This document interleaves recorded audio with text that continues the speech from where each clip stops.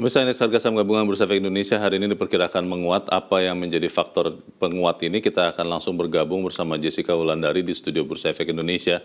Jessica, kalau melihat di belakang Anda indeks sudah menguat, meskipun tadi malam sebetulnya Dow Jones ditutup melemah setelah investor di Amerika Serikat kelihatannya khawatir bahwa Bank Sentral Amerika mungkin akan menaikkan lagi suku bunga Fed lebih banyak. Apakah ini sama sekali tidak berdampak ke Jakarta atau seperti apa, Jessica? Ya, Leo dan pemirsa, indeks harga saham gabungan pada pagi hari ini berhasil menguat karena mengikuti pergerakan bursa regional dan juga didukung sektor energi yang naik 1,66%. Padahal kemarin sektor energi sudah turun hingga 1,87%. Pada pagi hari ini hingga saat ini, IHSG sudah kembali ke level 6.900-an setelah kemarin ditutup turun berada di kisaran 6.800. Pada pagi ini posisinya berada di level 6.909 dengan penguatan 0,5%. Dan trading value hingga saat ini masih berada di kisaran 1,4 triliun. Memang Leo, kalau kita melihat pergerakan indeks harga saham gabungan pada pagi hari ini tidak hanya mengikuti pergerakan bursa secara regional, namun ada sentimen positif dari dalam negeri, yaitu terkait rilis dari Badan Pusat Statistik kemarin, pertumbuhan ekonomi Indonesia untuk di tahun 2022 ini sebesar 5,31% atau lebih tinggi dibandingkan capaian di tahun 2021 yang mencapai 3,7% secara year on year. Dan Leo, kalau kami pantau untuk pergerakan indeks harga saham gabungan pada hari ini, analis menyampaikan sebetulnya masih ada korelasinya dengan perdagangan kemarin, yang mana meskipun perdagangan terkoreksi pada penutupan kemarin, asing masih mencatatkan net foreign buy ini sebesar 711 miliar rupiah. Ini memang disebabkan indeks harga saham gabungan dan sebagian besar saham ini secara khusus yang mengalami net buy asing sedang mengalami fase markdown, yang artinya harga saham menurun namun ada yang melakukan akumulasi. Dan yang melakukan akumulasi ini adalah para investor asing. Dan ini kemungkinan besar akan terjadi kembali di pasar saham, yaitu net foreign buy. Namun kita akan lihat nanti hingga akhir perdagangan apakah benar hari ini indeks harga saham gabungan akan ada capital inflow dari net foreign buy itu sendiri. Kemudian pergerakan indeks harga saham gabungan juga mengikuti pergerakan bursa secara regional, yang mana pada pagi hari ini untuk pergerakan bursa Asia memang kompak menguat. Pagi ini Nikkei terpantau menguat 0,21%, Hang Seng naik 0,31% dan juga Straits Times yang menguat 0,2%. Untuk pergerakan bursa saham di regional sendiri, ini dipengaruhi adanya ekspektasi terhadap kenaikan suku bunga acuan di Bank Sentral Australia yang akan disampaikan pada siang ini sebesar 25 basis poin. Namun kita akan pantau bersama apakah benar realisasinya nanti akan sebesar 25 basis poin atau tidak. Di samping itu ada ekspektasi untuk menunggu rilis pendapatan perusahaan di regional yang membuat pergerakan saham di beberapa negara ini positif pada perdagangan pagi hari ini. Yang pertama untuk grup SoftBank Jepang, yaitu Nintendo yang akan merilis pendapatan kuartalnya di tahun 2002 akhir dan akan disampaikan pada hari ini. Kemudian ada SK Innovation dan KB Financial Group dari Korea Selatan yang juga akan merilis terkait dengan pendapatan kuartal 4 di tahun 2022 pada hari ini, dan juga Yum China yang juga akan merilis pendapatan di kuartal 4 tahun 2022. Sehingga sentimen adanya earning season ini menjadi sentimen positif bagi pergerakan bursa regional secara tersendiri. Kemudian pergerakan indeks harga saham gabungan sebetulnya hari ini analis memprediksi akan bergerak mix. Ini disebabkan adanya penurunan pada saham Amerika Serikat dan juga saham Eropa. Kalau kami pantau untuk pergerakan saham Amerika Serikat, benar sekali, Dow Jones sudah melemah 0,1%, kemudian S&P terkoreksi 0,61%, dan juga tadi malam Nasdaq yang terkoreksinya paling dalam pada penutupan sebesar 1%. Sedangkan untuk bursa Eropa sendiri ini juga pergerakannya kompak melemah. FTSE 100 melemah 0,82%. Kemudian ada The DAX Jerman juga turun 0,84%, dan bursa utama lainnya CAC 40 Prancis ini juga mengalami koreksi tadi malam paling dalam, yaitu 1,34%. Memang untuk pergerakan saham di Amerika Serikat dan juga pergerakan saham di Eropa ini masih dipengaruhi para investor yang saat ini akan wait and see posisinya.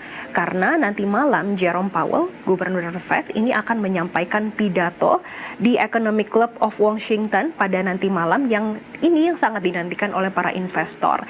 Karena mereka akan melihat bagaimana arah The Fed ke depannya. Apakah benar The Fed akan menaikkan suku bunga acuan lebih agresif ke depannya atau justru masih mempertahankan yang saat ini atau yang terakhir pada bulan Februari awal menaikkan suku bunga acuan sebesar 25 basis poin. Memang pernyataan Jerome Powell ini sangat ditunggu, terutama setelah ada laporan terkait data ketenaga kerjaan di Amerika Serikat yang pada pekan lalu menyampaikan untuk bulan Januari sendiri ini ada penambahan 517.000 tenaga kerja, atau ini justru 3 kali di atas ekspektasi pasar yang posisinya berada di level 185.000 penambahan pekerjaan di bulan Januari terutama di Amerika Serikat. Dan adanya data pekerjaan yang masih kuat ini saat ini menjadi sentimen negatif tersendiri bagi pergerakan bursa baik di Amerika Serikat dan juga secara global terhadap adanya ekspektasi kalau The Fed akan menaikkan suku bunga acuan yang akan lebih agresif. Di samping itu sebetulnya saat ini investor juga masih wait and see pada sejumlah data perekonomian di Amerika Serikat. Yang pertama, ini neraca perdagangan yang akan dirilis juga pada hari Selasa malam dan juga laporan konsumen Michigan yang akan disampaikan pada Jumat mendatang. Dan ini yang akan ditunggu oleh para investor selain adanya pernyataan ataupun arahan kebijakan dari The Fed yang akan disampaikan Jerome Powell nanti malam.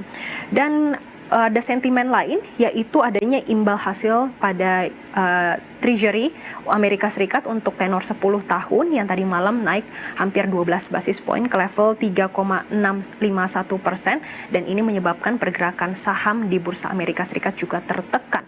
Dan adanya sentimen tadi meskipun IHSG berhasil menguat saat ini analis memprediksi masih akan bergerak mix untuk perdagangan saham dan bahkan cenderung melemah hingga perdagangan sesi kedua nanti.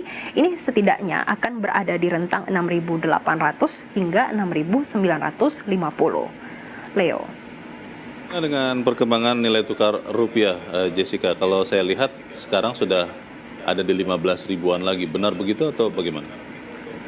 Betul Leo, kalau kami pantau untuk pergerakan nilai tukar rupiah sejak kemarin hingga saat ini posisinya berada masih di level 15 ribuan dan pagi ini kembali mencatatkan pelemahan 0,56%, posisinya di level 15.140 per dolar Amerika Serikatnya. Analis pada hari ini juga memproyeksikan untuk pergerakan nilai tukar rupiah masih akan tertekan secara terbatas. Ini disebabkan para investor yang masih wait and see pada Ketua The Fed Jerome Powell yang akan menyampaikan pidatonya nanti malam di Amerika Serikat dan akan melihat bagaimana arah kebijakan The Fed ke depannya. Namun saat ini nilai tukar rupiah dinilai masih akan terbatas pelemahannya. Ini disebabkan ada dua sentimen dari dalam negeri. Yang pertama adanya realisasi pertumbuhan ekonomi Indonesia sepanjang tahun 2022 yang mencapai target di 5,31% secara tahunannya. Dan saat ini para investor dari dalam negeri juga menunggu rilis cadangan devisa yang akan disampaikan oleh Bank Indonesia dan diprediksi masih akan positif pada bulan Januari 2023. Dan untuk pergerakan nilai tukar rupiah sepanjang hari ini, analis memprediksi akan berada di rentang 15.000 hingga 15.100 per dolar Amerika Serikat. Kemudian untuk perdagangan komoditas, pada pagi hari ini kami memantau untuk COMEX Gold memang menguat 0,05% di level 1.880 dolar per troy ounce-nya. Ini disebabkan ada indeks dolar yang terpantau melemah 0,12% pada pagi hari ini meskipun berada di level 103 saat ini. Kemudian kami juga memantau untuk pergerakan harga minyak mentah dunia. Untuk minyak mentah WTI pada pagi hari ini mencatatkan penguatan 0,43% di level 74,43 dolar per barrelnya. Sedangkan untuk Brent pada pagi hari ini menguatnya hingga 1%, tepatnya di 1,31% di 80,99 dolar per barrelnya. Untuk pergerakan harga komoditas minyak mentah dunia ini dipengaruhi adanya sentimen Badan Energi Internasional ini memperkirakan setengah dari pertumbuhan permintaan minyak global untuk tahun 2023 ini akan berasal dari Tiongkok. Ini disebabkan adanya Tiongkok yang saat ini sudah mulai melonggarkan terkait dengan pembatasan mobilitas akibat pandemi COVID-19. Sehingga ini menyebabkan pergerakan minyak mentah dunia dari kemarin hingga saat ini masih mencatatkan penguatan. Namun kita akan pantau bersama karena masih ada potensi pelemahan, mengingat saat ini para investor masih melihat dan juga menunggu kepastian bagaimana The Fed apakah akan menaikkan suku bunga acuan secara agresif atau tidak. Demikian, Leo. Panjang hari ini Jessica Wulandari melaporkan langsung dari Studio Bursa Efek Indonesia.